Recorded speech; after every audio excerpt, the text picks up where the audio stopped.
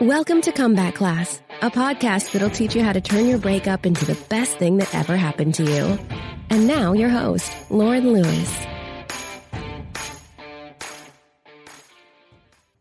Welcome back to Comeback Class. So excited that you've joined me for this week's episode. If you are currently going through a breakup, or maybe you experienced one a while ago, but you are still hurting from it, you're still having a hard time moving on and feeling better, I want you to go to tools.theheartbreaknurse.com/breakup book list. I've recently made a reading guide for those that are experiencing breakup pain and are looking for guidance. These are books that I read when I was going through this period in my life, and they helped me tremendously, not only in getting over my breakup, but in really setting the foundation for my personal growth and the person that I have evolved into, which is, it's an ongoing process. It never stops. But those books really helped me figure out what it was that I wanted in a relationship and what I wasn't getting or experiencing in the relationship that I'd had. And it just made it a lot easier for me to have that closure, because as we know, closure does not come from someone else. Closure comes from within, and being able to accept the situation, the reality of the situation, and move on in a healthy, productive way. So that is what these books are going to help you do. Again, you can go get that reading guide at tools.theheartbreaknurse.com/breakup book list. Okay, so let's jump into today's topic. One of the questions that I get asked very often is, can I stay friends with my ex, or should I stay friends with my ex? And this is a tricky question. And in short, if you just want a one-word answer, it would be yes, and it would also be no. So a lot of it depends on the particular situation that you're in. However, for this episode, what I want to do is give you some guidelines so that you can maybe decide if that is appropriate for you or not to stay in a relationship with this person on a friendship level, or if you really just need to close the door on it and move on. Now, because these types of relationships or friendships can be tricky for obvious reasons, I'm also going to give you some guidelines for how to navigate that if that is something that you choose to do. The bottom line is that every breakup and every relationship is different, and there are always different circumstances surrounding the breakup. So that's why I say that sometimes I think it is okay to maintain a friendship, but again, there are a lot of factors involved there. I can tell you that I have been on both sides of the spectrum, where I have maintained a friendship with someone that I dated, and then there have also been situations where I just completely cut that person out of my life and never spoke to them again. And those were obviously two very different situations, two very different relationships. So depending on where you are with this person, whether you've dated for a really long time and it was a really bad breakup, or maybe you just dated for a little while and you just both mutually agreed that it wasn't meant to be, then the way you handle this post-breakup relationship is going to be different. So I actually want to briefly share with you the story of those two relationships and why I chose to stay friends with one person and why I chose to never speak to the other one again. So the first relationship, the one where I managed to maintain a friendship with this person, this was someone that I had dated when we were very young. He was like one of my first I would say he was like my first real boyfriend. And we just, after some time, realized that it wasn't going to work out. We wanted different things. He wanted to live where his family was in another part of the country. I wanted to be somewhere else, and it just wasn't going to work out. And we went our separate ways, and we kept in touch a little bit, and it was very like kind of surface level. And then we didn't speak at all for a while.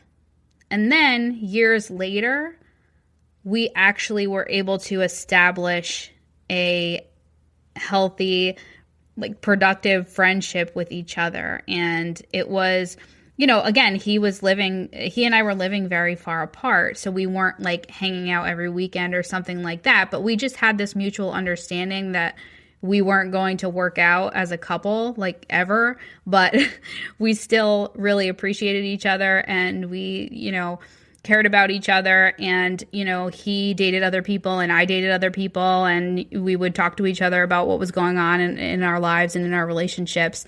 And that was fine. And I will say that we don't keep in touch anymore. We don't maintain that friendship currently. I'm not sure, but I think he's in another relationship now, and I'm happy for him. And if that means me taking a step back and not having that close relationship that we had out of respect for him and his new relationship and his girlfriend, then I'm fine with that. So that is the, I would say, best case scenario situation, unless, of course, let's say, you end up working it out down the line and end up together and it's like a movie or something.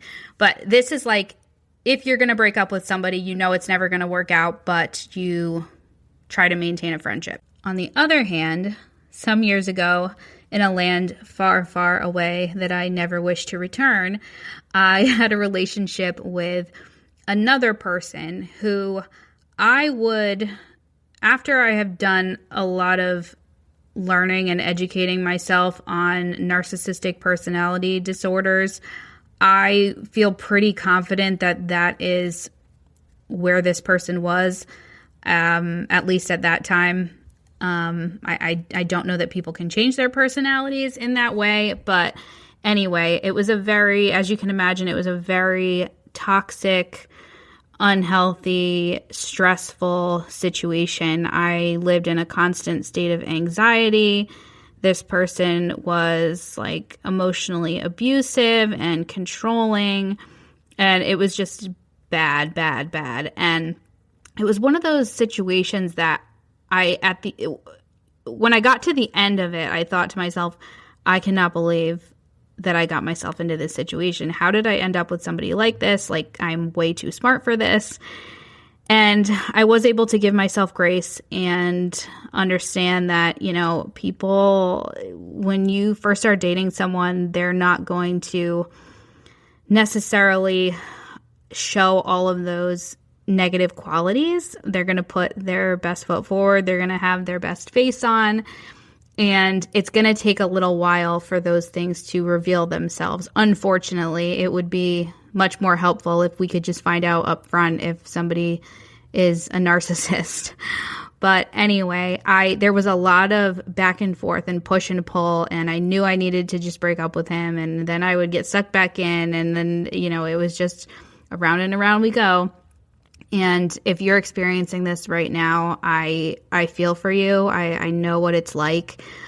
But I also want to let you know that life is much, much better and less stressful on the other side. So with that being said, eventually I did have to just pull the plug on this relationship. And I think I mentioned this in another episode that I told him I was done, and I blocked him on my phone, and I got rid of him on social media and everything else. And that was it. I was done. And, it was still, even though I knew it had to happen, it was still difficult. But now that I am years and years out of that relationship, I thank God that was the end, that it ended when it did, because my life got dramatically better when I finally exited that relationship, and I also exited that person out of my life. So that is an example of when I would say, absolutely not, don't even attempt to have a friendship with this person. It's not going to go well. So if you are currently asking yourself this question, should I stay friends with my ex, or can I stay friends with my ex? First, how long has it been since you broke up? If it's been like 5 minutes, you need to pump the brakes and hang on, because you thinking that right this moment is a result of you being attached to them, still having an attachment towards them, which is normal, which makes sense because you just broke up.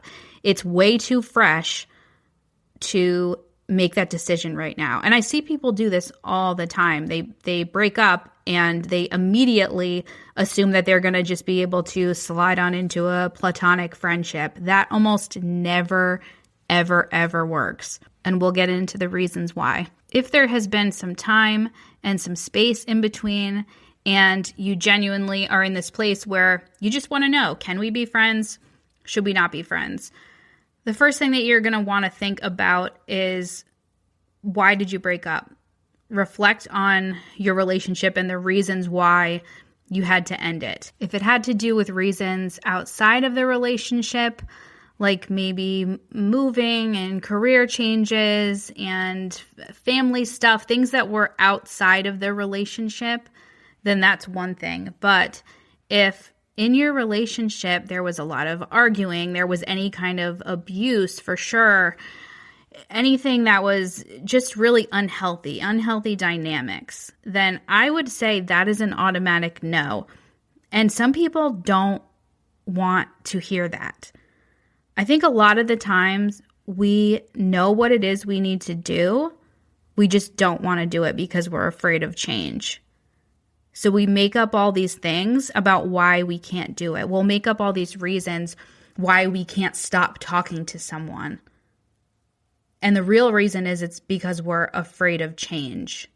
It's not because of X, Y, Z, whatever it is that you want to tell yourself. And I'm just being honest with you because I feel like people could save themselves so much time and so much unnecessary suffering if they just listen to their gut. Like, you know what you need to do. So don't be afraid to make that decision, because when you make that decision, then you are allowing yourself to be open for new and better experiences and better relationships. Another reason why I say that you should give yourself time in between ending a relationship and becoming friends with this person is because you need to give yourself space to heal. Unless the breakup was 100% mutual, then there's a good chance that one person is going to have lingering romantic feelings. And when you try to maintain a friendship like that, where one person sees it as platonic and the other person still has those feelings, that's when somebody's going to get hurt. And I think that's the mistake that some people make, is that they say that they want to be friends, that they're agreeable to staying friends, but they still have those feelings and they know the other person doesn't, but they're hoping that if they stick around and maintain that friendship, that that person's going to change their mind. I know you know what I'm talking about. I've done this. I know lots of other people that have done it. And I'm telling you right now, don't waste your time. If that person told you they don't want to be with you, you need to accept that for what it is. Don't try to be sneaky and slick and stick around and maintain this friendship thinking that suddenly they're going to realize how amazing you are and decide they want to be your boyfriend or girlfriend again. Could it happen? Sure. Is it likely to happen? Probably not. Not if you do it this way. Because then what you're doing essentially is you're giving somebody access to you in the way that they had previously, but there's no commitment there. There's really no commitment anyway if you're dating. But do you know what I'm saying? Like, it gives them permission to maybe still get what they want from you, but then if they also want to play the field and see what else is out there, they can do that too. And you are going to get burned if you try to play that game, so don't even bother. What can also end up happening here, which is something I can almost guarantee you don't want, is that you become a fallback option for this person, or you become a means for them to avoid their own loneliness as opposed to having a genuine connection. And you deserve better than that. I know that you know that. I know that. You're not second choice. You're not somebody's second option. So don't let somebody put you in that position. If you feel like a friendship with this person is something that you are both able to pursue without having all this extra junk in the mix. If you can maintain a genuine, true friendship and not have romantic feelings getting in the way, you're also going to need to establish boundaries. And we've talked about boundaries before. I love boundaries. I think they're so important, and I wish more people would have them.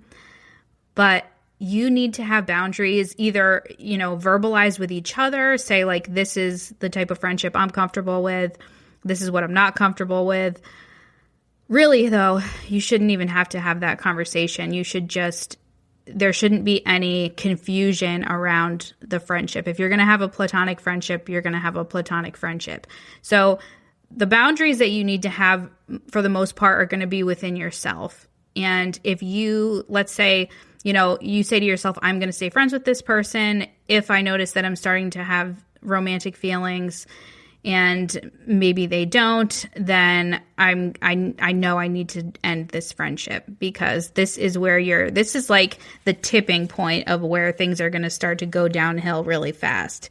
And again, I think this is a place that maybe people see themselves in sometimes too, as they get into this friendship. Everything seems cool. They're both on the same page. They're getting along. And then one person is like, oh, maybe I do miss them. Like, I think I do want them back. Then you're going to have to make a decision.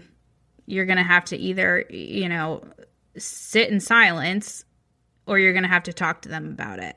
If you choose to talk to them about it and they say, oh, sorry, like, I'm just not there anymore. Like, I thought we were just friends, whatever, then you know what you need to do. Another huge problem that can arise if you try to maintain a friendship with someone that you were in a relationship with is when one of you moves on, especially if you already had those lingering romantic feelings and you were in that place where you stuck around because you were hoping they were going to change or change their mind. And then they say, oh, by the way, I met somebody. You're going to be crushed. And you have to be prepared. If you're going to be in this friendship, you have to be prepared and understand that they might move on, or you might move on. And if they move on, that other person might not be comfortable with them being friends with you. And that can cause a huge problem too. So, like I mentioned before, I had a friend that I also used to date, and then he entered into a new relationship, and maybe, he or she, I don't know, didn't think that it made a lot of sense for he and I to stay friends, and that's fine. I'm okay with that. His happiness is more important to me than me hanging on to this friendship just because I want his attention. And you have to think about it like that. If you care about them and you genuinely want them to be happy, and you know that the two of you are not going to make it long term and be happy together, then just be happy for them and let them go.